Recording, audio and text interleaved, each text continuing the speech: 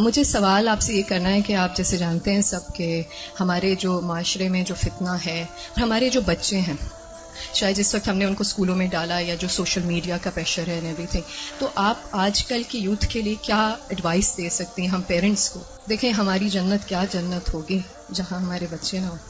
بہت مشکل ہے کیونکہ آپ دیکھ رہے ہیں ہر طرف سے media is playing such an important and such a difficult role کہ ہم پیرنٹس کے لیے اس چیز کو سنبھالنا بہت مشکل ہو گیا ہے اینڈ آل آف دیٹ. اور میں ایک واٹس ایپ پہ میسج مجھے ملا کہ what will happen to my children when I die, but سوچنے والی بات یہ ہے کہ what will happen to my children when they die. So اگر آپ کوئی ایڈوائس دے سکتی ہیں اس سلسلے میں تو بہت موضوع رہے گی. انہوں نے دکھتی رگ پہ ہاتھ رکھ دیا ہے اور بہت ہی اہم سوال ہے یہ. حقیقت یہ ہے کہ یہ ہر گھر کا مسئلہ ہے، ریلیجس فیملی ہے یا ریلیجس نہیں ہے، یہ مسئلہ ہر جگہ ہے، پڑھے لکھے ہیں یا ان پڑھ ہیں. آئندہ جنریشنز بہت بڑے فتنے میں ہیں، فتنہ ہر ہاتھ میں ہے اور وہ بڑھتا ہی چلا جا رہا ہے اور پوری دنیا ان کے سامنے ایکسپوز ہو چکی ہے.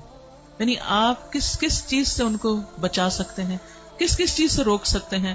صرف ایک ہی حل ہے اور وہ روک اندر ہو، اور وہی تقویٰ والی بات ہے کہ جب تک ان کے اندر خود اللہ کا ڈر نہیں آتا، آخرت کی فکر نہیں آتی، اس وقت تک کوئی باہر کی چیز اب ڈھکی چھپی رہ نہیں گئی. آپ سو رہے ہیں، آپ کو نہیں پتا آپ کے بچے اپنی رضائی کے اندر کیا دیکھ رہے ہیں، کیا کر رہے ہیں، کیا سن رہے ہیں، کہ کانوں کے اندر کچھ لگا ہوا ہے، کچھ دیکھ رہے ہیں.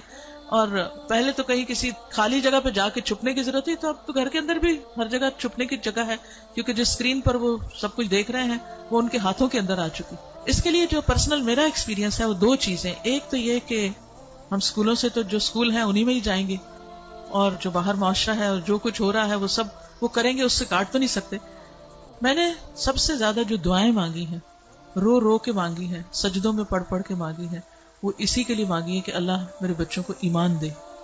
یہ صرف پچھلے 5 سال میں جتنی چینجز آئی ہیں وہ اس سے پہلے شاید کئی 100 سال میں نہیں آئی تھی. اور پھر دوسرا کیا کیا، یعنی اللہ تعالیٰ سے خود ہی مانگا. دوسرا یہ کہ ہر تھوڑے عرصے کے بعد عمرہ، اللہ کے گھر چلو، کیونکہ اللہ کے گھر کا جو جلال ہے، اور اللہ تعالیٰ اگر انسان کو کہیں سب سے زیادہ محسوس ہو سکتے ہیں تو وہ بہت جگہ ہے. یعنی ہمارے ملک میں، ہمارے گھروں میں، ہمارے ماحول میں وہ فیلنگ نہیں آتی جو وہاں جا کر آتی. تو الحمدللہ ان عمروں نے، اللہ کے گھر کی زیارت نے دل کے اندر تھوڑی سی جگہ بنائی اللہ کو پہچاننے کی. کیونکہ جب تک اللہ کو بچے پہچانتے نہیں، اس کی عظمت کو محسوس نہیں کرتے، وہ اللہ سے ڈر نہیں سکتے، تو وہ تقویٰ نہیں آتا دل میں. تو اس سے یہ ہے کہ وہ ایسی جگہ ہے جہاں اللہ ماشاءاللہ سب کو جا کر یقین ضرور آتا کہ کوئی ہے ایک جس نے یہ سب کچھ بنایا. پھر اس کے بعد یہ ہے کہ قرآن کا علم. میں نے سب سے زیادہ تکلیف دہ مرحلہ گزارا کہ جب میں نے اپنے بیٹے کو قرآن پڑھایا، تو پھر میں نے یہ ٹھان لی کہ کچھ بھی ہو مجھے اس کو پڑھانا ہے. وہ ایج ایسی تھی کہ جس میں کچھ نہ کچھ وہ سننے کے قابل تھا، ورنہ وہ ایج بھی گزر جاتی ہے تو پھر بچے وہ اتنا بھی نہیں سنتے. اور میں نے اپنی ساری مصروفیات کو سیکنڈری کر کے، حالانکہ میں انتہا درجے کی مصروف، گھر کی بھی ذمہ داریاں، باہر کی بھی، لیکن میں نے اس کو اپنی پرائرٹی نمبر 1 سمجھا کہ یہی بات جنہوں نے کی ہے کہ جب وہ مر جائیں گے تو پھر ان کا کیا بنے گا. یعنی ہمارے مرنے کے بعد تو جو ہوگا سو ہوگا، ان کے مرنے کے بعد ان کی قبروں کا کیا حال ہوگا اور ان کی آخرت کا کیا ہوگا.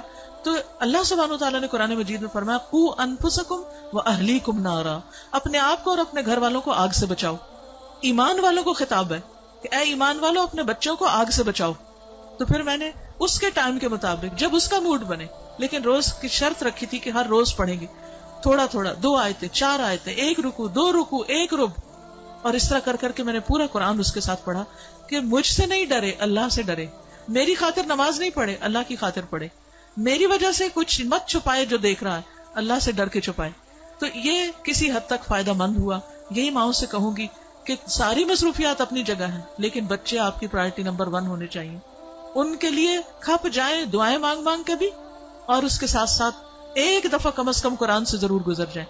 کیونکہ جب وہ قرآن سے گزر جائیں گے پھر ایٹ لیسٹ آپ کی رسپانسبلٹی نہیں رہے گی. اللہ ان کی سب خیر کرے، لیکن اگر خدا نہ خواستہ ان کے اندر کوئی بگاڑ آتا تو آپ کی پکڑ نہیں ہوگی. لیکن اگر آپ نے کوشش نہیں کی، محنت نہیں کی، تو آپ کی بھی ساتھ پکڑ ہے. صرف آپ کی نمازیں پھر کام نہیں آئیں گی. تو اس لیے ہم میں سے ہر ماں کو سنجیدہ ہونے کی ضرورت ہے. چاہے رونا پڑے، محنتیں کرنی پڑے، بھوک کاٹنی پڑے، کچھ کرنا پڑے، لیکن پکڑ کے بیٹھے، خود بیٹھے. یہ مولویوں پہ نہ چھوڑیں کہ کوئی اور آ کے لیکچر دے گا تو وہ سن لیں گے، اس کو بتا دیں گے، ابا کو بتا دیا، چچا کو بتا دیا، اس کو ماموں کو بتا دیا.